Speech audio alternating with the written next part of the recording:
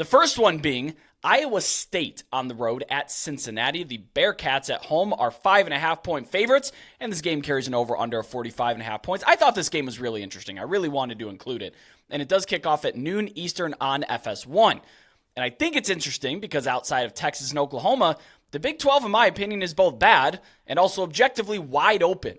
We talked about West Virginia on the podcast just the other day and how they could have a direct path to Arlington to be in the Big 12 championship. I think the middle group of teams that we have here, I only have them separated by about a point. I don't know about you, about 4 to 9 I think I have in just a point.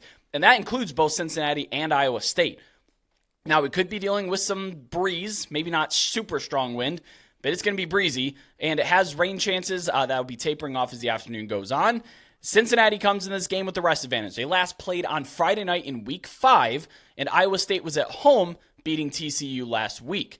Nippert Stadium, in my opinion, I've been there. It is an underrated home environment. It's very loud. The fans are right on top of the field. The way the structure's built just sucks noise in, traps noise in. It's a very difficult place to play, and I don't know that maybe the casual college football fan realizes that all that much, but it sure is. In Cincinnati, though, they're on a 3-game losing streak. Their lone FBS win this year was over under-delivering Pitt. As I've talked about in here, very disappointing team so far this year. But they probably could have won their last game against BYU. They threw a pick 6. They turned over on downs at the BYU 35. Like, there were opportunities from the win. But they also lost to Miami of Ohio, who's, don't get me wrong, 5-1. Very good MAC team. But that, to me, seems like it was a look-ahead spot to the Oklahoma game the following week. Iowa State is winless on the road this year, 0-2. Their losses came at Oklahoma, which could be excusable, and Ohio. So these teams share a little bit of losing to the MAC East heavyweights here.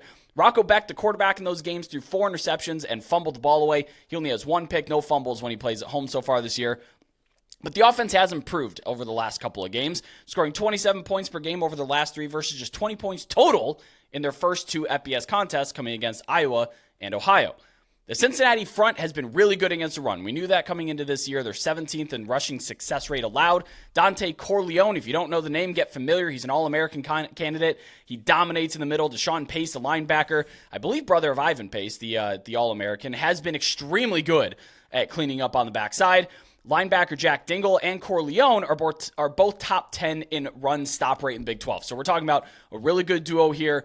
They should be able to combat the Cyclones' rushing attack pretty effectively, I think. And Iowa State's been really inefficient in the run game. Look, they're 128th in rushing EPA. Their lead back, Cartavius Norton, he's only going for 3.5 a carry. He has no touchdowns on the year. And Becht is far from a world beater himself, but he is bottom 3 in pressure to sack rate. So you can get to him, but teams haven't been getting him down. Now, something has to break here because Cincinnati's front is very good at rushing the passer. Yeah, Brett, you mentioned Texas and Oklahoma. This is their conference for at least one more year here. I agree with you that the middle of the pack here, I don't really know. I had expectations about how these newcomers would do into the Big 12, the 4 new members this year. Cincinnati, I had concerns about. And honestly, it's been a bit of a weird season for Cincinnati. They got off to a 2-0 start with a good win over what we thought was a good Pitt team, but maybe the Panthers aren't very good after all. Actually, then they lost as big favorites to Miami of Ohio. They held then number 3, now number 2, power-rated Oklahoma to a season-low 20 points in a loss, and then lost at BYU before entering their off week. So it's been hit or miss for Cincinnati in particular. This game, for me, has a watchability score of 7.2, so that's pretty good, like you said, intriguing. I do have Cincinnati in this game by 2.5. It's a 58% win expectancy for the Bearcats.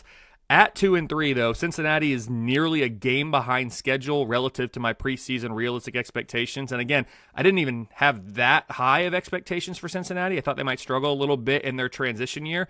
But from a win-loss perspective, they're a little bit behind where I thought maybe they'd be. So they're number 46 in the power ratings. Still assigning a 62% chance to go bowling. That's actually 7 points higher than it was in the preseason. So it's not all lost for Cincinnati. They've had some weird results so far. Moving forward, I think they can still get to where they want to go, and that is bowling here in year 1. For Iowa State, the model's been pretty dialed in. The Cyclones are number 47 overall with the 3rd best defense in the Big 12. That's number 22 nationally. The issue, though, like it is across the state in Iowa City, It's the offense. I don't know what it is about not being able to play offense in that state, but these two programs really struggle. The Cyclones have the Big 12's worst offense. It grades out at number 88 nationally. In the end, that plus this game being in Cincinnati, as you mentioned, plus Cincinnati being fresh coming out of their off week is what makes the difference for the model in this game. I mentioned it, Texas and Oklahoma, they're the clear favorites in the Big 12. Because of that, there's negligible conference championship game leverage in this one. Bottom line, I have Cincinnati minus 2.5. It's a 42% chance that Iowa State earns the road win and keeps the Bearcats winless in conference play. Yeah, the numbers that we have right now, mostly dead numbers, so if you're going to look to bet a side, I'd probably wait and see because you have a little bit of the luxury of patience. We're talking about a lower total conference game. I know it's on the road. I know they have a rest disadvantage. I probably lean Iowa State with the points. I wouldn't go as far as to say I believe that they win outright. I think Cincinnati wins a game. But I think I would have to take Iowa State with the points if I'm betting a side. But I think I have a bigger lean on the total. And this is a total that's been bet way down to the point where I actually think playing back the over is in play here, because I do believe that Iowa State's offense has improved over the last couple of games. I don't think what they showed in weeks 2 and 3 specifically, they played Northern Iowa in week 1, a good FCS team.